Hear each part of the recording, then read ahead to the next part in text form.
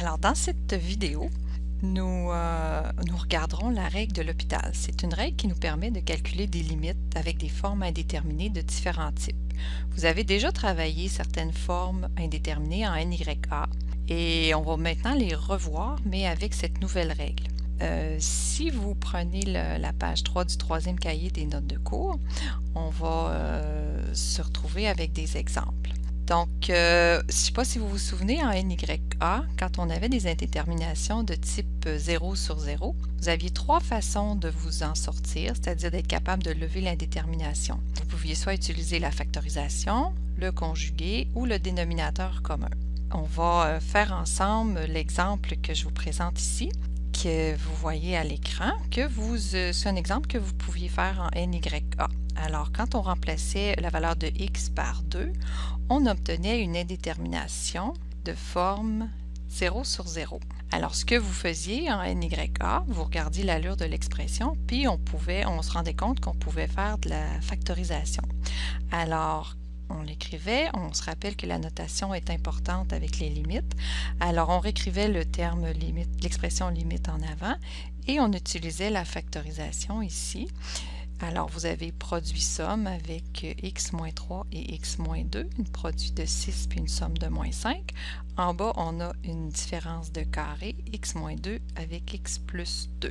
Et on pouvait se rendre compte qu'en éliminant les termes qui étaient pareils au numérateur et au dénominateur, on arrivait avec l'expression simplifiée qui était de cette nature-là, et quand vous remplacez la valeur de x par 2, vous obteniez moins 1 sur 4, et c'était la valeur de la limite que vous aviez.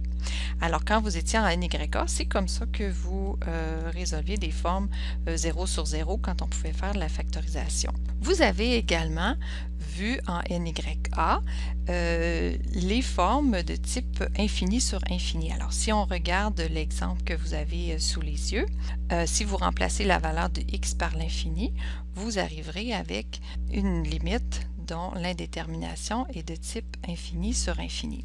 La méthode que vous utilisiez en NYA, si vous vous en souvenez bien, c'était de mettre en évidence la plus grande puissance de x au numérateur et au dénominateur. Alors ça se faisait comme suit. On se rappelle qu'on réécrit l'expression limite, l'opérateur limite. Au numérateur, on mettrait en évidence le x3. Alors on aurait 2 plus 3 sur x plus 1 sur x2 plus 4 sur x3. Étant donné qu'on divise par x cube, chacun des termes est divisé par x cube. C'est la même chose qu'on pourrait faire au dénominateur en enlevant la plus grande puissance de x. Alors on aurait ici au dénominateur 4 plus 1 sur x carré plus 2 sur x cube. Alors, on n'a pas du tout changé l'expression, on l'a juste manipulé, on l'a simplifié.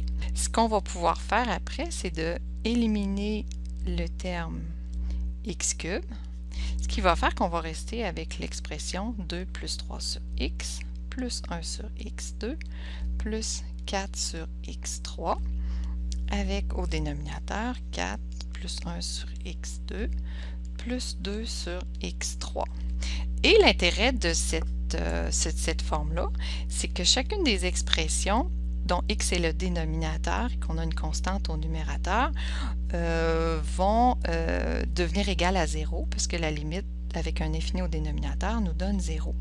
Ce qui fait qu'on arrive ici avec l'expression qui va nous rester 2 sur 4 parce que chacun des termes que j'encercle présentement deviennent égal à 0 quand on remplace x par l'infini.